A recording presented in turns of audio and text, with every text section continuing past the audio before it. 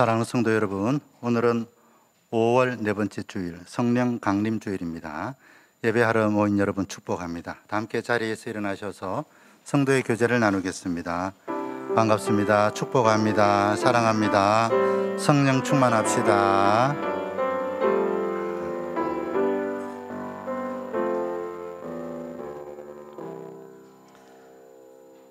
호흡이 있는 자마다 여호와를 찬양할지어다. 그의 이름에 합당한 영광을 돌리며 거룩한 옷을 입고 여호와께 예배할지어다. 아멘.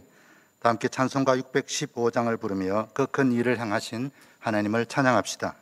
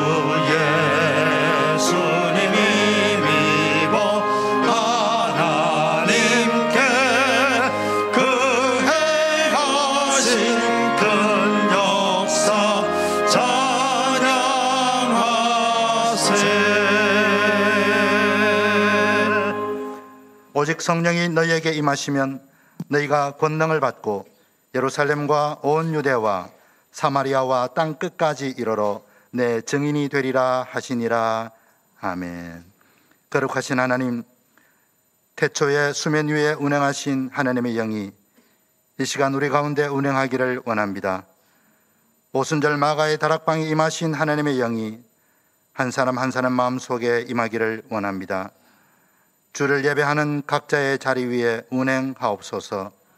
우리 병든 육체를 고치시고 상한 마음을 회복시키시며 흩어진 마음을 하나로 다시 모으게 하셔서 그리스도의 죽으심과 부활의 증인으로 다시 서게 하여 주옵소서. 하나님의 영이 이 시간과 공간을 채우시며 영과 영이 만나는 신령한 예배가 되게 하옵소서. 우리 구주 예수 그리스도의 이름으로 기원하옵나이다. 아멘.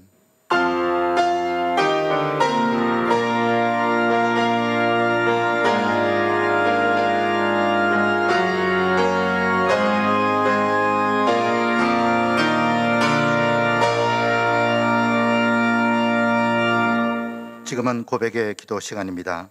지난 한 주간의 삶을 돌아보며 우리의 연약함을 고백하겠습니다.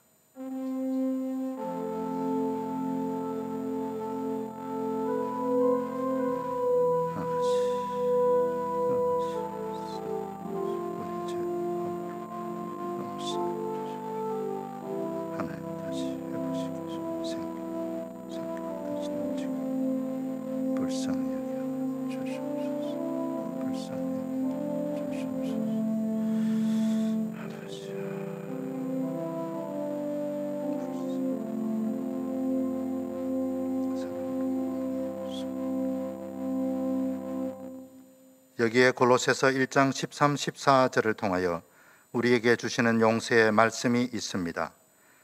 그가 우리를 흑암의 권세에서 건져내사 그의 사랑의 아들의 나라로 옮기셨으니 그 아들 안에서 우리가 속량 곧 죄 사함을 얻었도다. 아멘. 은혜와 긍휼의 하나님 앞에 다 함께 찬송가 618장 나 주님을 사랑합니다를 찬양하겠습니다.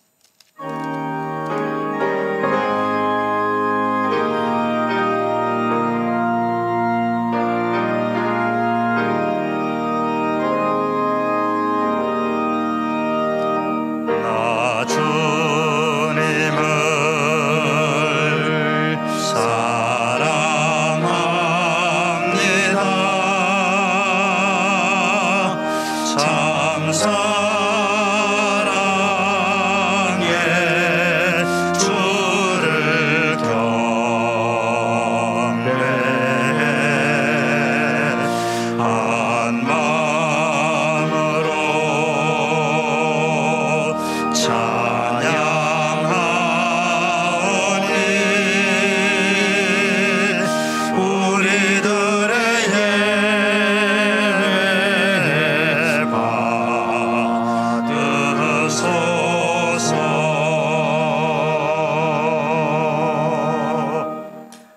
교동문 135번 성령 강림 첫 번째입니다. 그의 위에 여호와의 영 곧 지혜와 총명의 영이요 모략과 재능의 영이요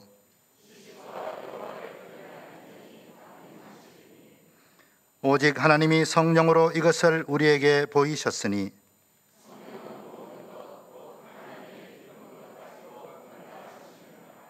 내가 아버지께 구하겠으니 그가 또 다른 보혜사를 너희에게 주사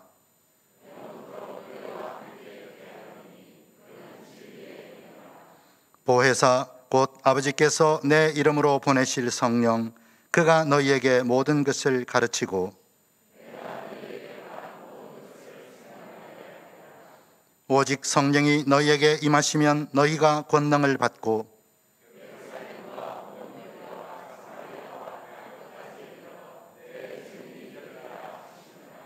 아멘. 사도신경으로 우리의 신앙을 고백하겠습니다. 나는 전능하신 아버지 하나님 천지의 창조주를 믿습니다. 나는 그의 유일하신 아들 우리 주 예수 그리스도를 믿습니다. 그는 성령으로 잉태되어 동정녀 마리아에게서 나시고 본디오 빌라도에게 고난을 받아 십자가에 못 박혀 죽으시고 장사된 지 사흘 만에 죽은 자 가운데서 다시 살아나셨으며 하늘에 오르시어 전능하신 아버지 하나님 우편에 앉아 계시다가 거기로부터 살아있는 자와 죽은 자를 심판하러 오십니다. 나는 성령을 믿으며 거룩한 공교회와 성도의 교제와 죄를 용서받는 것과 몸의 부활과 영생을 믿습니다. 아멘. 자리에 앉으시길 바랍니다. 예배를 위하여 강홍중 장로님께서 기도하시겠습니다.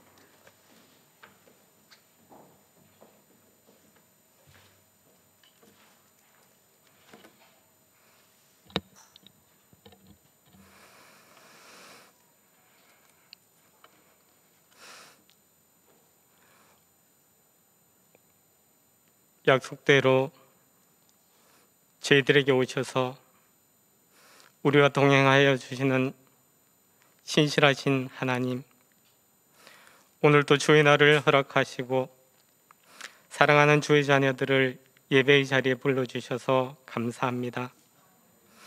지난 한 주도 아버지께서 공급해 주시는 힘으로 주 안에서 살게 하심을 감사합니다. 공고함 속에서도 여호와를 찬송할 수 있는 마음을 주시며 주의 거룩함을 기억하게 해주셔서 감사합니다. 주의 풍성한 사랑을 힘입어 주의 전에 왔사오니 이 시간 주를 경외함으로 온전히 예배하게 하옵소서. 하나님 아버지, 저희들의 삶에서 주님보다 먼저인 것들이 있었고 주님보다 앞서서 판단하며 끊임없이 불평하던 저희들을 용서하여 주옵소서. 아버지께서 부르실 때 성결하게 나오지 못한 저희들을 사하여 주옵소서. 하나님 아버지, 우리가 코로나19로 인한 막연한 두려움에 빠지지 않게 하시고 주의 날개 그늘에서 이 재앙들이 지나기까지 피하게 하옵소서. 치료하시고 회복시키시는 하나님을 온전히 바라보게 하옵시며 선하신 하나님의 뜻을 발견하고 감사할 수 있도록 도와주시옵소서. 하나님 아버지, 우리 교회의 회복을 위하여 기도합니다.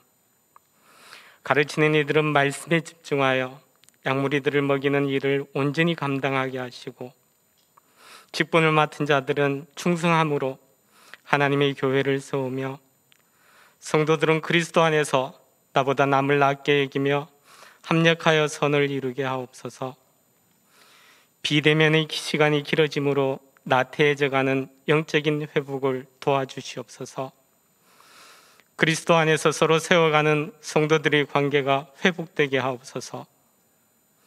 예수 그리스도가 삶의 기준이 되며 구원의 기쁨이 가득한 행복한 김해교회 신앙 공동체가 되게 하옵소서.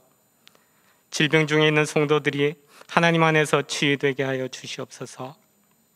하나님 아버지, 코로나로 인하여 날마다 삶의 무게가 커져가는 이웃들을 위하여 기도합니다. 경제적, 정서적, 환경적 어려움으로 인해 힘들어하는 성도들의 가정과 기업들, 김해 시민과 함께 생활하는 외국인 노동자들을 긍휼히 여기시어 때를 따라 돕는 은혜를 부어 주옵소서. 치료하시고 보호하시며 하늘로부터 오는 참된 위로를 주시옵소서. 하나님 아버지, 우리나라와 세계를 회복시켜 주시옵소서. 억압과 불공정, 거짓과 악행들이 제하여지고 하나님의 말씀을 바탕으로 자유와 민주의 가치가 바로 서며 백성들의 행복을 누리는 대한민국이 되게 하옵소서. 전쟁과 폭력이 있는 곳에 예수 그리스도의 사랑과 평화가 있게 하옵소서. 오늘은 성령 강림주의를 지키게 하심을 감사합니다. 급하고 강한 바람 같은 소리가 들리고 불의 혀처럼 갈라지는 것을 보았던 것 같이 오늘 이 예배의 자리와 각 가정에서 예배하는 각 사람의 속에 성령 하나님 임하여 주시옵소서. 엠발에서 교육받는 어린아이들로부터 노인에 이르기까지 온 성도들이 다 성령의 충만함을 받아서 성령님과 함께 동행하는 삶을 살 수 있도록 하여 주시옵소서. 목사님께서 말씀을 전하실 때 지혜와 권능을 더하셔서 하나님의 뜻을 온전히 전하게 하시고 듣는 모든 이들에게 들을 귀와 깨닫는 지혜를 주셔서 하나님을 가까이 하게 하시고 거룩한 삶을 살 수 있도록 은총을 더하여 주시옵소서. 오늘 드려지는 할렐루야 찬양대의 찬양과 우리들의 예배를 기쁘게 받아 주시옵소서. 예수님 이름으로 기도드립니다. 아멘.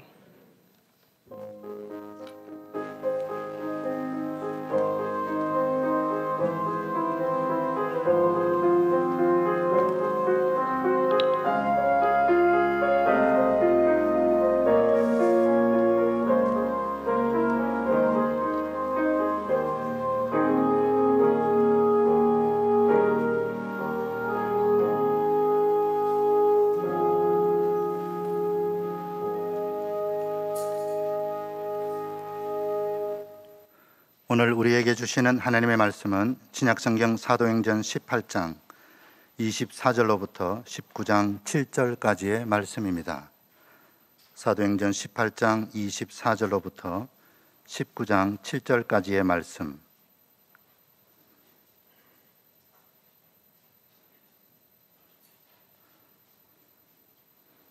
사도행전 18장 24절부터 19장 7절까지 다 함께 읽겠습니다. 알렉산드리아에서 난 아볼로라 하는 유대인이 에베소에 이르니 이 사람은 언변이 좋고 성경에 능통한 자라. 그가 일찍이 주의 도를 배워 열심으로 예수에 관한 것을 자세히 말하며 가르치나 요한의 세례만 알 따름이라. 그가 회당에서 담대히 말하기 시작하거늘 브리스길라와 아굴라가 듣고 데려다가 하나님의 도를 더 정확하게 풀어 이르더라. 아볼로가 아가야로 건너가고자 하므로 형제들이 그를 격려하며 제자들에게 편지를 써 영접하라 하였더니 그가 감에 은혜로 말미암아 믿은 자들에게 많은 유익을 주니 이는 성경으로서 예수는 그리스도라고 증언하여 공중 앞에서 힘있게 유대인의 말을 이김이러라. 아볼로가 고린도에 있을 때에 바울이 윗지방으로 다녀 에베소에 와서 어떤 제자들을 만나 이르되 너희가 믿을 때에 성령을 받았느냐? 이르되 아니라 우리는 성령이 계심도 듣지 못하였노라. 바울이 이르되 그러면 너희가 무슨 세례를 받았느냐? 대답하되 요한의 세례니라. 바울이 이르되 요한이 회개의 세례를 베풀며 백성에게 말하되 내 뒤에 오시는 이를 믿으라 하였으니 이는 곧 예수라 하거늘 그들이 듣고 주 예수의 이름으로 세례를 받으니 바울이 그들에게 안수함에 성령이 그들에게 임하심으로 방언도 하고 예언도 하니 모두 12사람쯤 되니라. 아멘. 할렐루야 찬양대 찬양이 있은 후 담임 목사님 말씀 선포가 있겠습니다.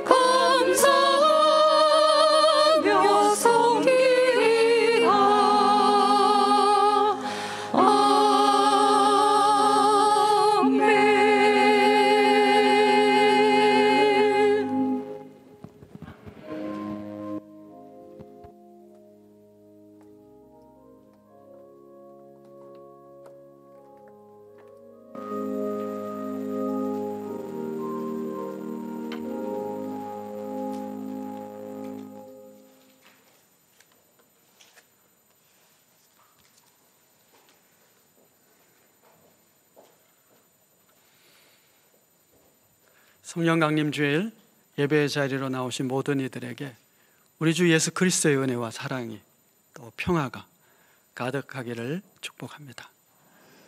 오늘도 좋은 찬양 예배해 주셔서 고맙습니다. 성령 강림 주일입니다. 오늘 성경의 절기로는 오순절이죠. 구약 성경에서는 오순절 날 시내산에서 율법을 받게 되고요, 신약에서는 오순절 날 마가의 다락방에서 성령을 받게 됩니다. 그러니까 구약에서는 오순절 날 진리의 영이신 성령의 그 말씀하심이 글과 또 말로서 시내산에서 백성들이 임했고, 신약에서는 오순절 날 진리의 영이신 성령이 친히 백성들의 심령에, 제자들의 심령에 임한 것이지요. 오늘 우리는 성령이 이 땅에 임한 성령 강림의 시대를 살아가고 있습니다. 오늘 본문 19장 2절의 말씀에 보시면 바울이 에베소에서 만난 어떤 제자들에게 너희가 믿을 때 성령을 받았느냐, 이런 질문을 합니다. 오늘 예배에 참여하신 여러분들께 저 역시 이 말씀으로 질문을 드립니다. 여러분은 성령을 받으셨습니까? 모태신앙으로 살아온 저는 예전에 이런 경험이 있어요. 어떤 사람이 저에게 당신 구원받았어요? 라고 말하면 그 말이 참 불쾌하게 들릴 때가 있었어요. 아마 오늘도 마찬가지지 않을까 싶습니까? 어떤 사람이 저에게 조 목사님 구원받았어요? 라고 말하면 이 사람이 나를, 목사인 나를 뭐로 보는 거야? 이렇게 생각이 들지도 모르겠습니다. 그처럼 믿을 때 성령을 받았습니까? 라고 하는 질문이 혹시 불쾌하게 혹은 심경을 건드리는 그런 질문이 되시는 분도 있을지 모르겠습니다. 그러나 오늘 성령 강림 주일인 오늘 이 질문 앞에 정직하게 자신을 세우고 자신을 점검해 볼 수 있는 그런 시간이 되기를 바랍니다. 오늘 우리가 읽은 본문에는 두 종류의 사람이 나옵니다. 한 사람은 위대한 성경 교사인 아볼로이고요, 또 한 부류는 바울이 에베소에서 만난 어떤 제자들입니다. 어떤 제자라고 하는 거 보니까 구체적으로 정확하게 누구 제자인지는 잘 모르는 것 같고, 또 어떤 면에서는 뭔가 부족함이 많은 제자라고 하기에는, 그리스도 예수의 제자라고 하기에는 뭔가 부족하고 미심쩍한 그런 사람들로 보여집니다. 먼저 아볼로를 생각해 보면 오늘 본문 18장 24절에서 26절 보시면 아볼로가 어떤 사람인지 알 수 있게 되는데, 알렉산드리아에서 난 아볼로라고 그럽니다. 알렉산드리아는 당시에 로마 제국의 가장 중요한 도시 중에 하나고, 특별히 중요한 것은 이 도시가 당시 세계에서 가장 큰 도서관을 가진 곳입니다. 그러니까 학문적으로, 지적으로 아주 잘 훈련되어 있는 문화적인 그런 도시라는 이야기죠.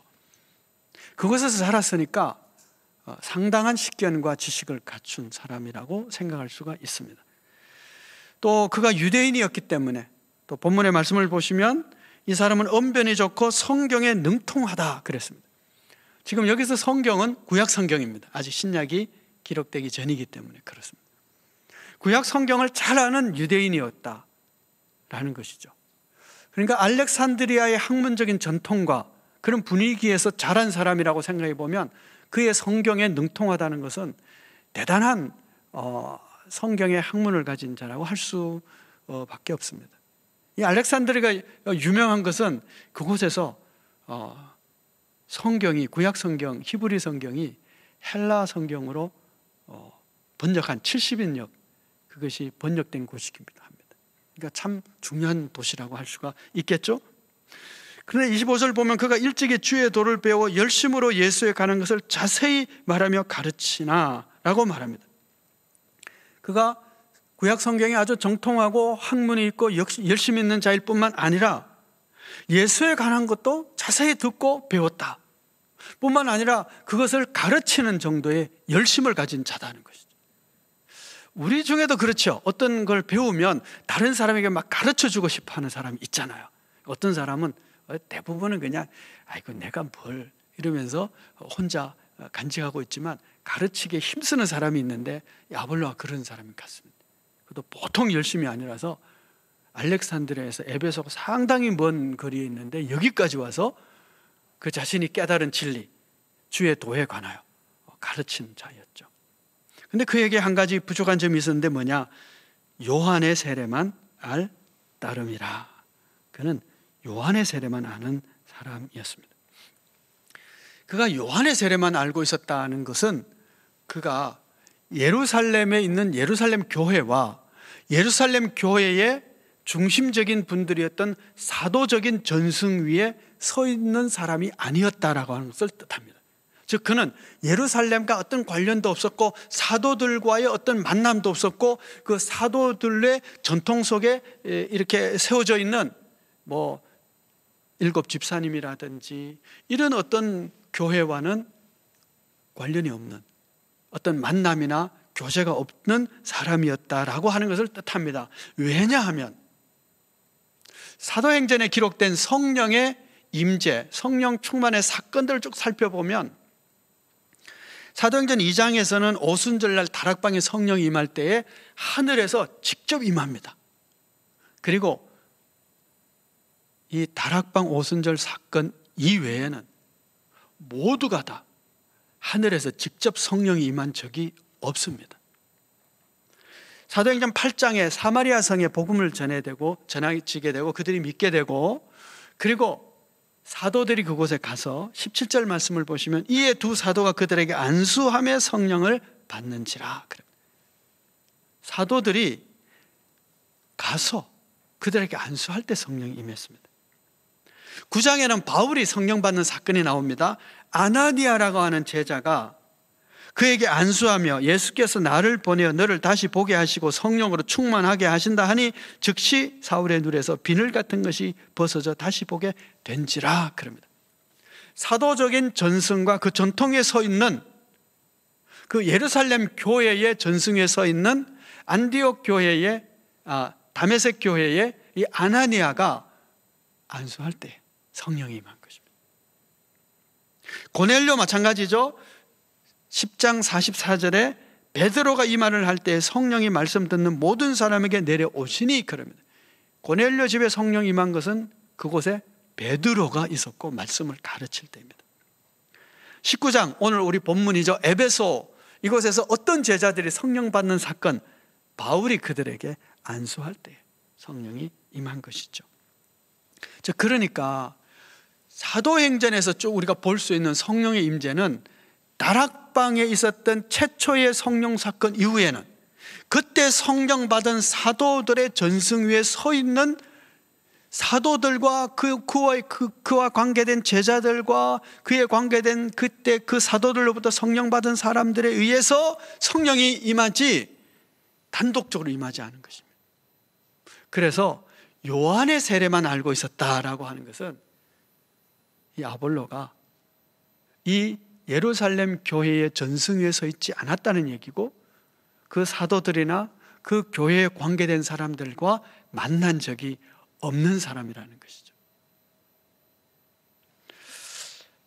자, 19장에는 또 어떤 제자들이 나옵니다. 아볼로가 고린도에 있는 동안 바울은 윗지방을 방문한 뒤 에베소에 이르게 되고 그곳에서 어떤 제자들을 만나게 됩니다. 바울이 볼 때에 이 사람들이 제자라고 하긴 하지만 뭔가 미심쩍한 것이 보였을 것 같아요. 특별히 성령이 그들과 함께 있는 것을 볼 수 없었다고 보아집니다. 그렇기 때문에 그들에게 질문을 해요. 너희가 믿을 때에 성령을 받았느냐? 그러자 이들이 우리는 성령에 대해서 계시는 줄도 모른다 이렇게 얘기를 해요. 아예 몰랐다는 얘기죠. 그러자 질문 하나를 또 합니다. 그럼 너희가 무슨 세례를 받았느냐 하니까 요한의 세례다 라고 말합니다. 자, 여러분, 아볼로가 있고 어떤 제자들이 있어요. 아볼로는 학문도 높고 열정도 있고 열심도 가지고 주의 도에 대해서 좀 가르침도 받고 스스로 깨달은 것도 있고 그런 사람이었어요. 에베소에 만난 어떤 제자들은 아예 성령에 대해서는 알지도 못하는 그런 사람들이었습니다. 어떤 지식으로 얘기한다면 아볼로와 이 사람들과는 형편없는 차이가 많겠죠. 그러나 공통점이 있었는데 이들은 요한의 세례밖에 알지 못했다라고 하는 것입니다. 그것이 사실은 굉장히 결정적인 내용인 것이죠. 그렇기 때문에 8장 26절 하반절에 브리스길라와 아굴라가 듣고 데려다가 하나님의 도를 더 정확하게 풀어 이르렀다 그럽니다. 요한의 세례만 알고 있는 것 가지고는 아무리 열심히 공부하고 많은 지식이 있다 할지라도 어떻다는 얘기예요? 정확한 지식이 아니라는 이야기죠. 한계가 있다는 것입니다. 예수님께서 세례 요한에 대해서 이런 말씀을 하신 적이 있습니다. 마태복음 11장 11절 말씀인데, 내가 진실로 너희에게 말하노니 여자가 낳은 자 중에 세례 요한보다 큰 자가 일어남이 없도다. 그러나 천국에서는 극히 작은 자라도 그보다 크니라. 여러분, 이 말씀을 가만히 따져보면 참 이상한 말씀입니다. 왜냐하면 여자가 낳은 자 중에 가장 큰 자가 세례 요한입니다. 그럼 모든 인류 가운데 가장 큰 자가 세례 요한이라는 뜻이잖아요. 여자가 낳지 않은 사람이 있습니까? 아담, 하와 외에는 없죠. 그러니까 모든 사람이 다 여자가 낳았는데 여자가 낳은 중에 최고가 세례 요한이다. 그러면 모든 인류 가운데 가장 높은 자라는 얘기예요. 그런데 그라 할지라도 천국에서 가장 작은 자가 그보다 크다. 그러면 천국에 간 자는 여자가 낳은 자가 아니란 얘기예요. 그러면 천국에 가 있는 사람들은 아무리 작은 자라도 여자가 낳은 자가 아니고 뭐 어디서 태어났다는 얘기예요. 뭐 이상한 얘기잖아요, 이것이. 그렇죠? 눈동자는 그렇다고 하는 것 같은데 아니에요. 이 정도는 좀 따져볼 수 있어요. 말씀을 좀 따지면서 읽으세요. 그래서 이 말씀이 도대체 무슨 뜻이냐는 것을 우리가 생각하지 않을 수가 없습니다. 여자가 낳은 자, 즉 인간이 아무리 많이 공부하고 아무리 많이 열심을 가지고 아무리 많이 노력하고 아무리 대단한 업적을 쌓았다 할지라도 천국에 있는 자, 천국은 사람의 힘으로 가는 것이 아니라 누구의 힘으로 가요? 그리스도 예수의 은총과 하나님의 은혜와 사랑으로 하나님이 관계하시고 하나님이 역사하셔야만 갈 수 있죠. 그러니까 하늘과 관계되고 하나님과 관계되어서 그 은혜를 입은 자 중에 가장 작은 자보다도 인간이 업적을 만들고 최선의 노력에서 높은 자는 더 못하다는 이야기예요. 이해가 되도록 제가 설명을 드렸죠. 하나님의 은혜와 성령의 간섭하심과 그 영의 이끌림을 받는 자의 수준과 이 세상의 학문과 노력과 자신의 열정과 지식을 가지고 쌓은 것하고는 차이가 어떻다? 하늘 땅만큼 크다는 거예요. 그것을 말씀하고 있는 거죠. 그래서 여러분, 질문을 다시 던질지 않을 수가 없는 거예요. 여러분은 성령을 받은 자입니까? 요한의 세례만 가지고 있다면 아무리 많은 열심, 아무리 많은 지식이 가지고 있다 할지라도 부족한 것이고 정확한 것이 아니며 하늘에 속한 자의 가장 작은 자보다도 엄청나게 모자라는 사람이라는 뜻이 되기 때문에 그렇습니다. 성령 받기 전에 제자들과 성령 받은 후에 제자가 얼마나 다른지 우리가 알고 있죠. 성령 받기 전에 제자들은 예수님으로부터 직접 사사받은 자들입니다. 대단한 분들 아니에요.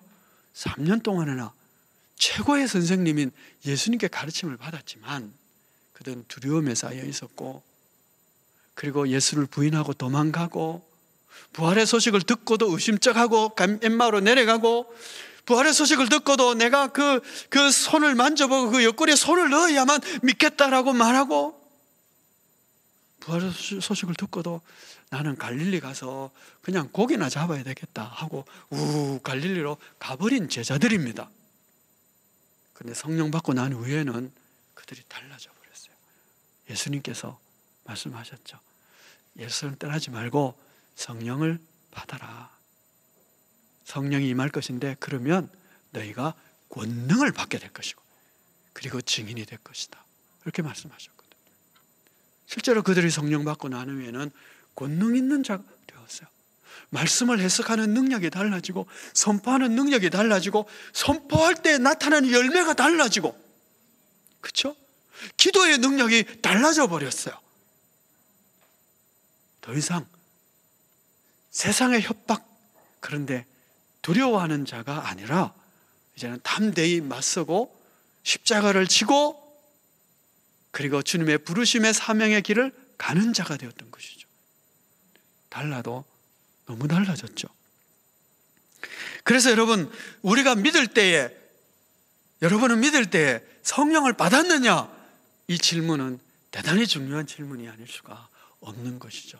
우리의 삶의 능력이 달라지기 때문에 그렇습니다.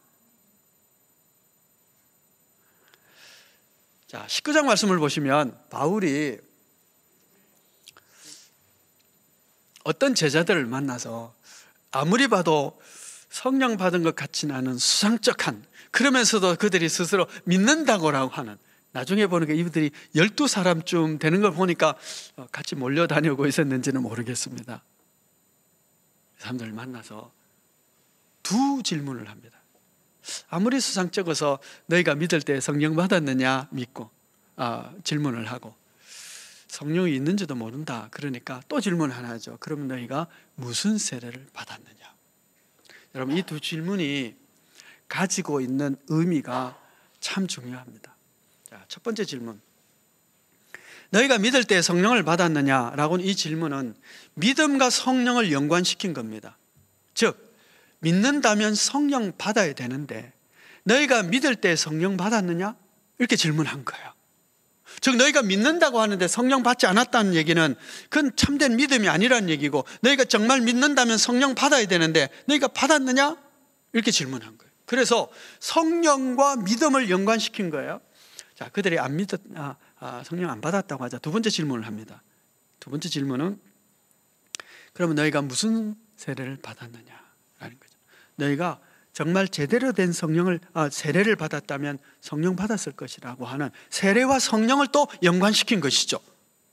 그런데 아니나 다를까 그들은 무슨 세례를 받았어요?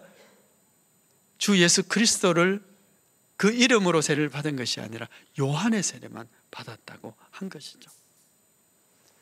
참된 세례를 받았다면 성령을 받았을 것이라고 하는.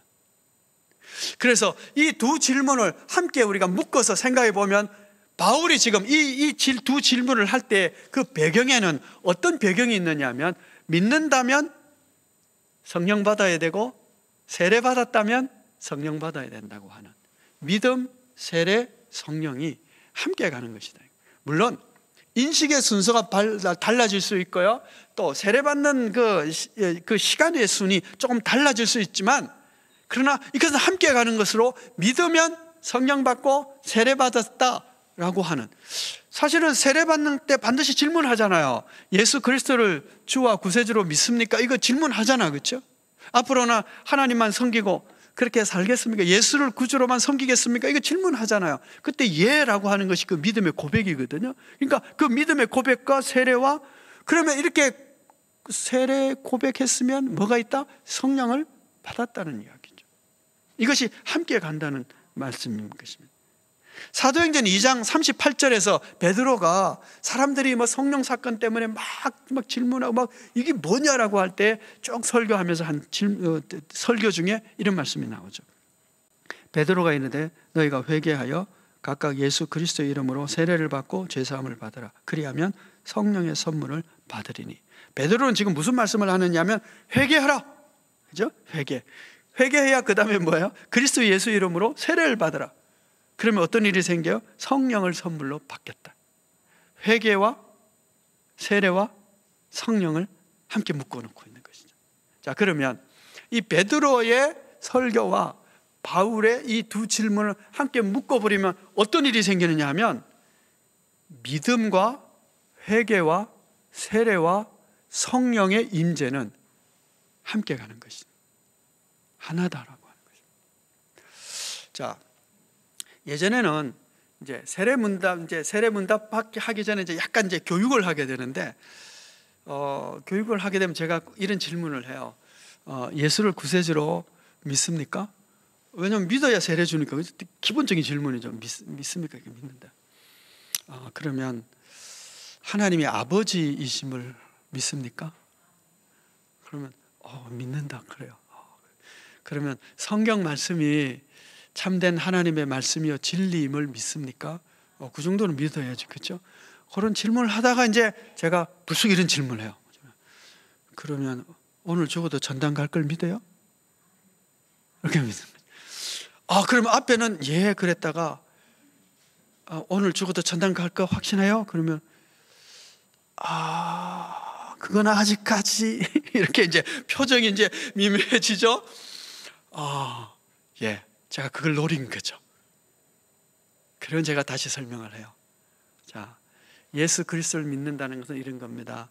예수님이 나의 주님이시고 구세주고, 그리고 예수를 믿는다는 것은 하나님이 이제부터 내 아버지시고 그분이 나를 자녀로 양자로 영접했다는 뜻입니다. 그래서 우리 죄를 다 용서받았습니다. 왜냐하면 내가 잘해서가 아니고 그리스도의 피로 용서해 주겠다라고 해주겠다는 거죠. 여러분, 우리가요 용서받은 것은 하나님이 죄 없는 것으로 해주겠다, 그걸 의롭다 칭하겠다는 얘기예요. 우리는 죄인이에요. 그런데 의의 옷을 입혀주신 것이죠. 그래서 그 의의 옷을 입어서 이제는 성령이 내 안에 오셔서 이제는 그 거룩함을 닮아가도록 내 안에서 역사해 주시죠. 그래서 하나님의 아버지 믿고 죄 용서받고 하나님의 아버지고, 그러면 천국이 어떻게 되느냐? 천국은 내 아버지의 집이기 때문에 그냥 아들인 내가 그냥 가는 겁니다. 그래서 오늘 죽어도 전당 가는 거예요. 아멘. 자, 믿음과 하나님의 아버지 되심과 용서받음과 그리고 천국이 내 집이고 내가 천국 시민 된 것은 함께 가는 거예요. 그런데 믿습니까? 예스. 천국은 글쎄 그거는 가봐야 되지 이러면 이제 뭐예요? 처음부터 이게 의심이 되는 거죠. 이해가 되도록 제가 지금 설명을 굉장히 쉽게 하는데 이게 중요하기 때문에 그런 거예요. 예수 믿는다고 하는 것은 내가 하나님 자녀 됐다는 것이고, 하나님 자녀 됐다는 것은 하나님의 의의 옷을 내가 입혀주셔서 죄 없다고 해주겠다는 이야기고, 내가 그래서 의인이 된 거예요. 의인 아닌 의인이 된 거죠. 그리고 내가 하나님께서 내게 영생을 약속해 주셨기 때문에 자녀에게는 내가 영생을 얻게 되고, 영생을 얻었다는 것은 뭐예요? 단순히 영원히 사는 것이 아니라 하나님 나라에서 영원히 사는 것이고, 그래서 오늘 죽어도 우리는 영생을 소유한 자이기 때문에 천국 시민으로 천국에 그냥 들어가는 거예요. 그 앞에서 심사받을 이유가 전혀 없어요. 여건 심사받을 이유가 없어요. 천국 여건 없어도 괜찮아요. 왜냐하면 우리는 자녀이기 때문에 그냥 들어간다. 그런 것처럼 여러분, 믿습니까 여러분? 이 믿음이 필요해요. 우리가 하나님의 자녀 됐어요. 영생을 이미 얻은 거예요. 천국 시민인 거예요. 예수가 나의 주님이세요. 그런 것처럼 이 믿음은 회개를 동반하고, 그렇죠? 회개하고 예수를 믿고 그리고 세례를 받고 그리고 성령 받음, 이것은 함께 가는 거예요. 성령 받았다는 얘기는 예수 믿는다는 얘기고, 예수 믿는다는 얘기는 세례 받았다는 얘기고, 주님을 나의 주로 공개적으로 고백을 한 사람이라는 얘기고, 함께 가는. 이 성령을 받았다는 것에 대해서 교리적으로 약간 다르게 얘기하는 이제 교파들이 있기 때문에 장로교의 교리에 따라서 제가 말씀을 드리는 거예요. 예수 믿으면 성령을 어떻다? 받았다는 이야기. 왜냐하면 성령으로 말미암지 않고서는 그리스도를 주라 시인할 수 없느니라고 로마서에서 말씀하고 있거든요. 그러니까 성령을 받았기 때문에 그 성령이 내게 예수 그리스도를 구주로 고백하게 만들어 주시는 거예요. 내가 그냥 막 믿으려고 그렇게 막 예수를 주라고 고백하려고 억지로 하는 것이 아니라 내 마음에 믿어져서 그 주를 고백할 수 있다는 얘기는 성령이 내 안에 역사하셨다는 증거란 말이에요. 성령으로 말미암아 우리가 하나님을 아버지라고 부르느니라. 로마서에서 그렇게 또 말씀하고 있어요. 그러니까 내가 믿었다는 얘기는 성령이 내 안에 역사하기 때문에 하나님을 어떻게 고백해요? 아버지라고 고백할 수 있게 되는 거죠. 여러분 기도하실 때 하나님 나 살려주이소 이렇게 하는 것이 아니고, 그거는 세상 사람들도 하나님 나 막 바쁘면 다 하나님 얘기해요. 그러니까 그런 하나님의 수준이 아니고, 내가 마음으로 하나님 내 아버지, 아버지, 하나님을 아버지라고 부를 수 있어서 하나님이 내 아버지 되셔서 참 좋습니다. 하나님 아버지, 나의 형편과 처지를 아신 하나님, 내 형편을 보시고 구원하시고 나를 지켜주십시오.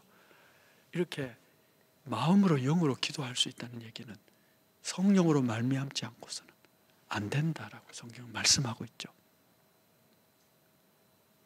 그럼 다시 말씀해 보시죠. 질문하겠습니다. 여러분 성령 받으셨습니까? 증거가 뭡니까? 성령 받으면 증거가 나타나요. 오늘 어떤 증거가 나왔죠? 방언도 하고 예언도 하니라. 그것은 현상이에요. 사람마다 성령을 받았을 때 나타나는 현상은 다 다를 수 있어요. 여러 가지, 은사로, 기적으로.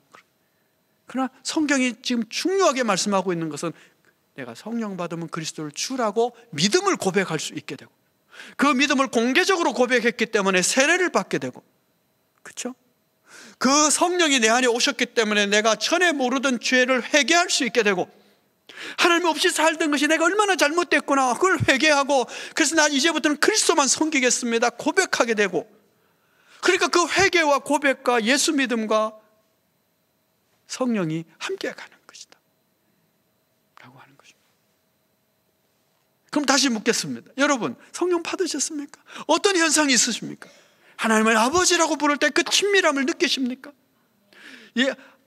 성령이 오셔서 나의 심령을 변화시켜서 점차 하나님의 성품으로 나를 바꿔가는 성품의 변화의 열매들이 있습니까? 이것을 성령의 열매라고 하시죠. 성령 오니까 열매가 바뀌는.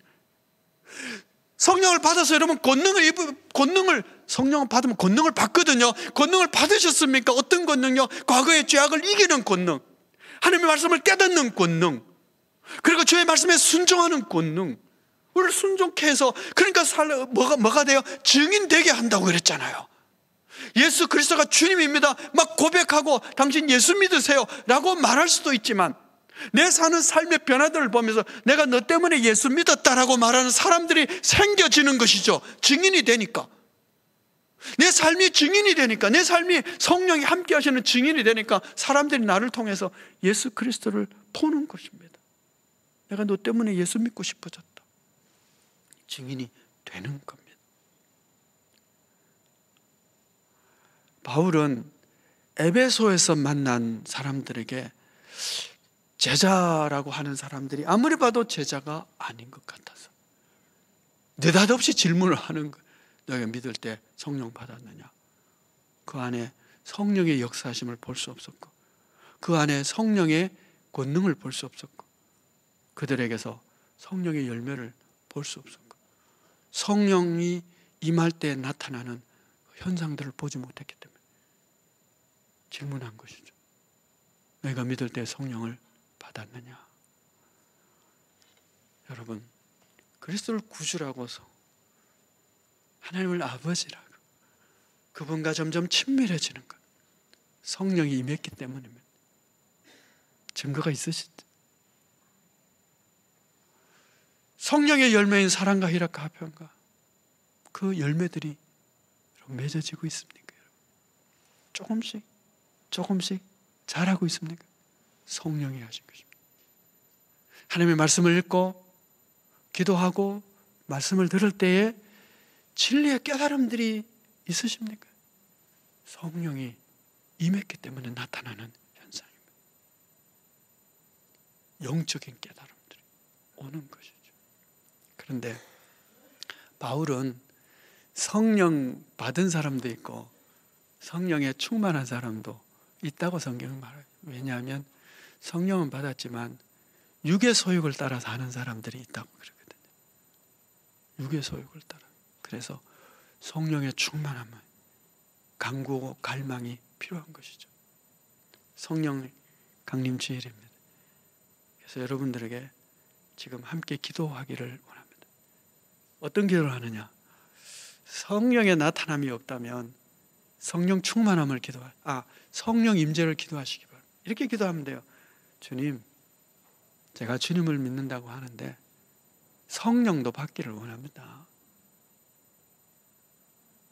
내가 참으로 믿는 사람이라면 그다음에 이렇게 기도하시기를 바랍니다. 주님, 제가 성령을 받은 믿음을 고백해서 성령을 받은 것 같은데 충만히 받기를 원합니다. 그래서 그 권능으로 살아가기를 원합니다. 기도하시기 바랍니다. 성령 받기를 기도하시고 성령 충만하기를 기도하시고 그래서 성령의 권능으로 증인의 삶을 살아갈 수 있게 해주십시오. 이렇게 기도할 수 있기를 바랍니다. 다 같이 통성으로 기도하는 너무 크게 하지는 마시고 그러나 가슴은 뜨겁게 갈망하는 마음으로 하나님, 제가 가장 성령의 충만함을 원합니다. 성령 받기를 원합니다. 그래서 그 성령의 능력으로 증인의 삶을 살기를 원합니다. 이렇게 한 1분 각자 기도하겠습니다. 은혜로우신 아버지 하나님, 시간 저희가 성령의 충만하기를 원합니다. 성령 충만하기를, 이 가운데 성령이 강하게 임하기를 원합니다. 아버지, 우리의 심령에서 이제는 성령의 그 충만함으로 그 권능으로 증인의 삶을 살아갈 수 있는 저희들 되기를 원합니다.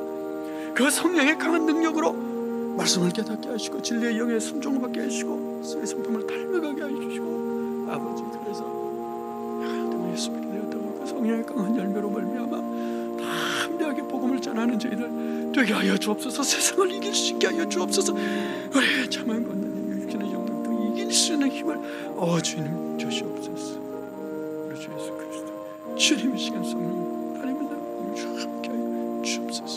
예수 그리스도로 기도.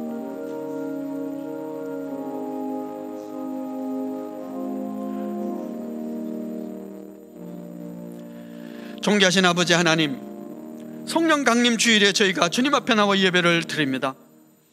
우리가 믿음을 고백했을 때 성령도 우리에게 이미 주신 것을 저희가 믿습니다. 그러나 이 시간 저희가 성령 충만하기를 원합니다. 그 권능으로 증인의 삶을 살아갈 수 있기를 원합니다. 그 성령의 임재와 충만하심으로 말미암아 진리를 깨닫기를 원하고 그 권능의 힘으로 매일매일 살아갈 수 있기를 원하고 육신의 정력을 정복할 수 있기를 원하고 성품을 이기고 거룩한 삶을 살아갈 수 있기를 원합니다. 주님, 이 시간에 우리 모두에게 성령의 충만함을 허락하여 주시옵소서. 우리 구주 예수 그리스도의 이름으로 기도하옵나이다. 아멘. 찬송가 188장 함께 찬송하겠습니다.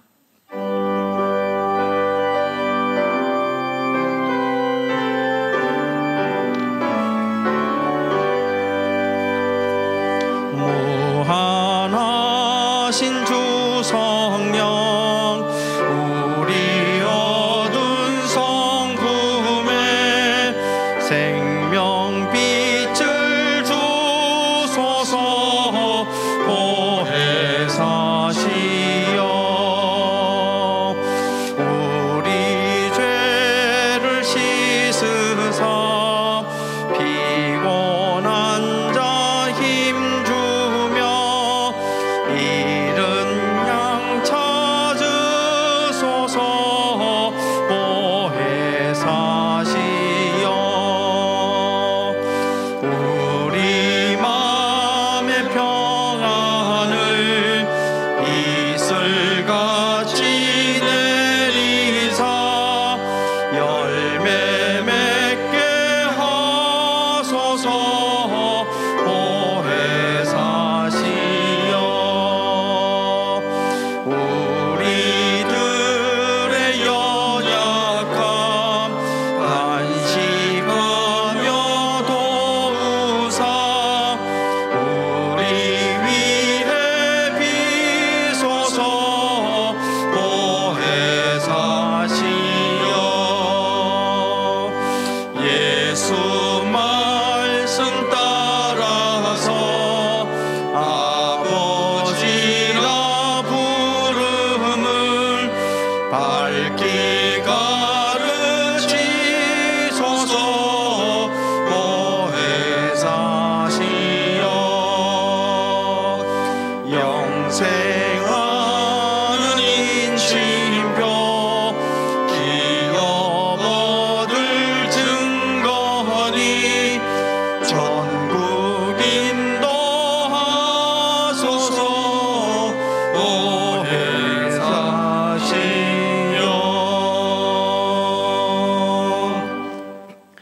존귀하신 아버지 하나님, 지난 한 주도 저희를 지켜 보호하여 주시다가 성령 강림주일 주님 앞에 나와 예배드리게 해주시며 또한 성령의 충만함을 받게 해주셔서 감사합니다.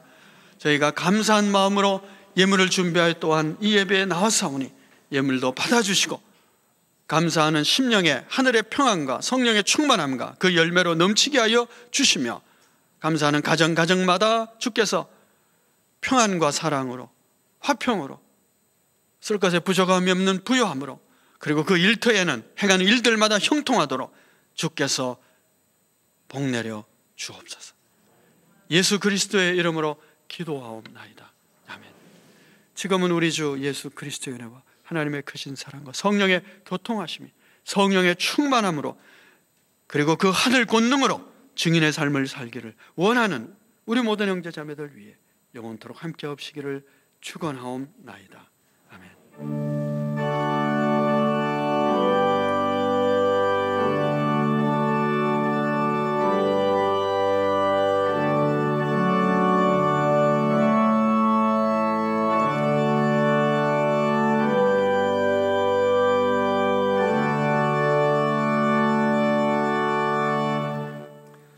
교회 소식 알려드리겠습니다. 오늘은 성령 강림 주일입니다. 성령의 충만함을 위해 계속해서 우리 기도하는 우리 모두가 됩시다. 주일 저녁 찬양 예배는 여호수아서가 지난주부터 강의가 진행 중에 있습니다. 사회적 거리두기 1.5단계가 6월 14일까지 3주 더 연기되었습니다. 저희 교회는 정원의 30%, 180명 본당 참석이 가능하고 모든 또 소그룹은 금지되어 있지만 대신에 비대면으로 소그룹은 할 수가 있습니다. 그래서 지난 구역장권 잔림 지난주일 우리 비대면 줌과 또 카톡 활용법을 배웠는데 이제 다시 한번 모이는 우리 모두가 됩시다. 혹시 해보시고 안 되면 또 교구장들에게 또 이렇게 문의하시면 잘 도와드리겠습니다. 학부모 교사 대학이 오늘과 다음 주 주일 2번 2회에 걸쳐 있습니다. 줌을 통해서 비대면으로 하는데요. 아이디와 패스워드가 주보에 나와 있고요. 오늘 강의는 엠발 교육 철학, 하나님의 사람으로 양육하기 담임 목사님께서 강의하시겠습니다. 오후 4시부터 6시까지 관심 있으신 분들은 또 부모님들이나 또 여러분들 함께 참석하시면 좋겠고, 그 다음 주는 하나님께서 주신 원한 하브루타로 모든 세대를 깨워라. 하브루타 교육문화연구소 소장인 또 이성준 소장님이 그 다음 주 하브루타에 대해서 강의하겠습니다. 많이 참석해 주시기를 바랍니다. 정기당회가 다음 주일 3부 예배 후에 있습니다.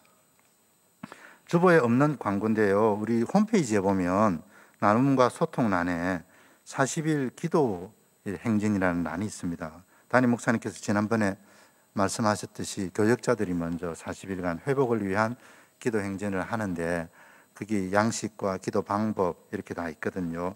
혹시 함께 동참하고 싶은 분들은 홈페이지에 나눔과 소통란에 보면 이제 기도 행진 40일 기도 행진하는 그런 란이 있습니다. 게시판을 참조해 주시면 감사하겠습니다. 담임 목사님께서 동방성장위원회 27 참석하시고요.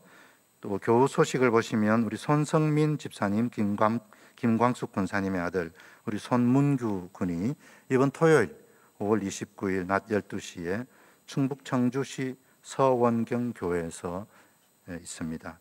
많이 축하해 주시고 또 기대해 주시기를 바랍니다.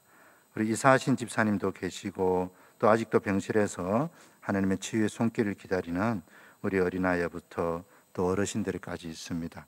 우리 또 주보에 없는 또 우리 한우들도 있으니까 우리 여러분들을 위해서 중보하는 기도를 계속하는 우리 모두가 됩시다. 할렐루야. 네, 이 시간은 김해 시민 3명 축복하는 기도를 하겠습니다. 기도하겠습니다.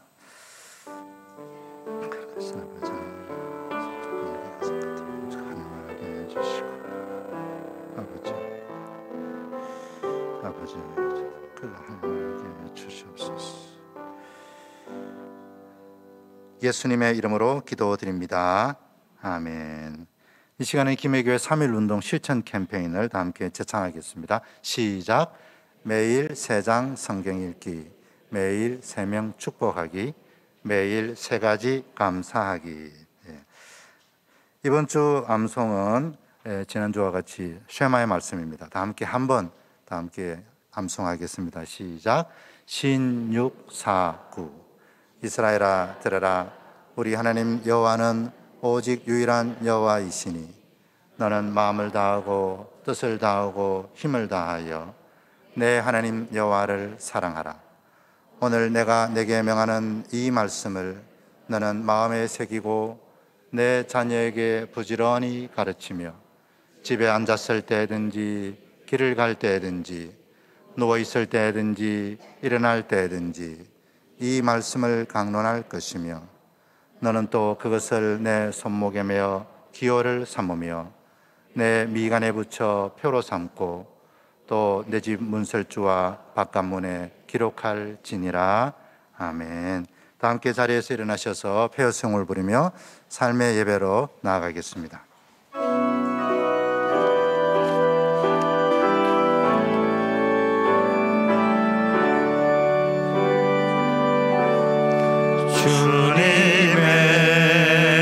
주님의 시간에 아름답게 모든 것 변하리. 주님 나의 갈 길을 인도하여 주시니 주의 뜻을 따라서 살리라. 주님의 시간에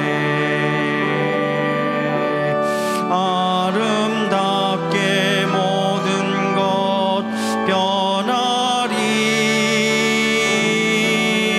나의 정성 다하여 주를 찬송하오니 주의 뜻을